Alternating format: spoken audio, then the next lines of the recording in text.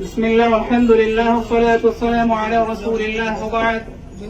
3 নং দিঘিরপাড় পূর্ব ইউনিয়নের সকল ইমাম সাহেব এবং মুসল্লিয়ানে কেরামের উদ্যোগে আয়োজিত আজকের এই বিক্ষোভ সমাবেশ, বিক্ষোভ মিছিল এবং পথসভার সম্মানিত সভাপতি, উপস্থিত উলামায়ে কেরাম, প্রিয় মুসল্লিয়ানে কেরাম, আসসালামু আলাইকুম ওয়া রাহমাতুল্লাহি ওয়া বারাকাতুহু। প্রিয় তাওহীদি জনতা, আজকের এই বিক্ষোভ মিছিল, আজকের এই পথসভা হচ্ছে পৃথিবীর শীর্ষ সন্ত্রাসী ইসরায়েলের বিরুদ্ধে। আজকের এই বিক্ষোভ মিছিল হচ্ছে পৃথিবীর অন্যতম শীর্ষ সন্ত্রাসী রাষ্ট্র ভারতের বিরুদ্ধে। প্রিয় উপস্থিতি, আমরা আজকের এই পবিত্র জুমাবারে এই রাজপথে, পিসজালা রাজপথে কেন নেমে এসেছি? আমরা নেমে এসেছি মুহাম্মদুর রাসূলুল্লাহ সাল্লাল্লাহু আলাইহি ওয়াসাল্লামের সেই হাদিসের আলোকে। রাসূলুল্লাহ সাল্লাল্লাহু আলাইহি ওয়াসাল্লাম ইরশাদ করেছেন, আল মুসলিমুনা কারাজুলিন ওয়াহিদ, মুসলমান হচ্ছে, সারা দুনিয়ার মুসলমান হচ্ছে এক ব্যক্তির মতো। ইশতাকা আইনুহু ইশতাকা কুল্লুহু, যদি তার চোখে ব্যথা লাগে, যেমন সারা শরীর আক্রান্ত হয়, পৃথিবীর কোন এক প্রান্তে যদি একজন মুসলমান আক্রান্ত হয়, সারা দুনিয়ার মুসলমানরা তার ব্যথায় ব্যথিত হয়। সেই ব্যথায় ব্যথিত হয়ে আজকে জুমার দিনে আমরা এই রাজপথে নেমে এসেছি। রাসূলুল্লাহ সাল্লাল্লাহু আলাইহি ওয়াসাল্লাম আরেকটি চমৎকার হাদিস বলেছেন, মান রাআ মিনকুম মুনকারা, যদি তোমরা কোনো অমঙ্গল, অসুন্দর কাজ দেখো, কোন জায়গায় কোনো জুলুম নির্যাতন হয়, ফালিয়ুগাইয়িরহু বিয়াদি, তাহলে তোমাদের দায়িত্ব হচ্ছে তোমরা যেন তা হাত দ্বারা প্রতিহত করো। আমাদের ইমানি দায়িত্ব ছিল আজকে ইসরায়েলের সাথে সশস্ত্র জিহাদে অংশগ্রহণ করা।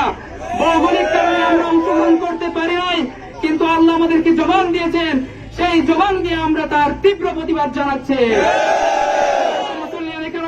আমরা স্পষ্টভাবে বলতে চাই, ওই ইসরায়েল, ওই জায়নিস্ট, ওই ইহুদিদের জায়গা হয় নাই রোমান সাম্রাজ্যে, ওই ইহুদিদের জায়গা হয় নাই ইটালিতে, ওই ইহুদিদের জায়গা হয় নাই হিটলারের জার্মানিতে, ওই ইহুদিদের জায়গা হয় নাই মুহাম্মদুর রাসূলুল্লাহর মদিনায়, ওই ইহুদিদের জায়গা হয় নাই ইসলামের দ্বিতীয় খলিফা ওমর রাদিয়াল্লাহু তাআলা আনহুর সাম্রাজ্যে। অতএব আমরা স্পষ্টভাবে বলতে চাই, আজকের ওই ফিলিস্তিনের বুকে ওই ইহুদিদের জায়গা হবে না, হবে না এবং হবে না। আমাদের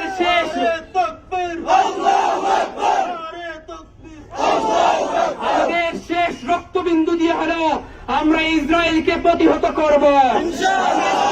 বলতে চাই, আমরা হচ্ছে হযরত মুসার উত্তরসূরি।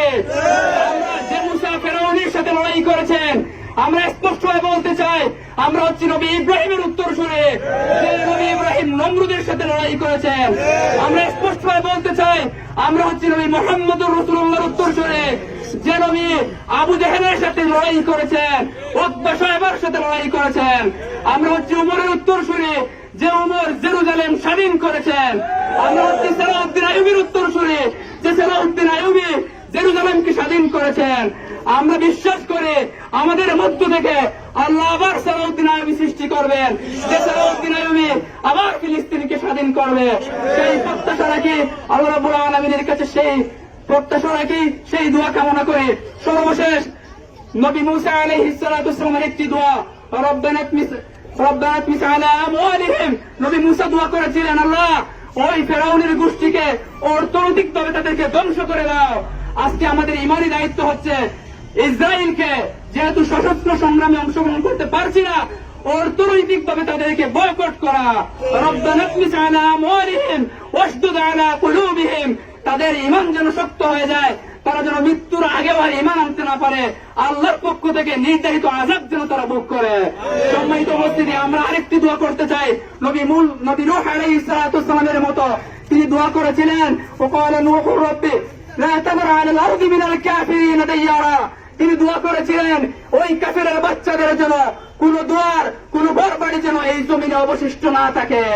আমরা বলতে চাই, আল্লাহ রাব্বুল আলামিন ওই নিষ্ঠুর ইসরায়েলের কোন ঘর বাড়ি যেন তোমার এই জমিনে অবশিষ্ট না থাকে, তুমি ধ্বংস করে দাও।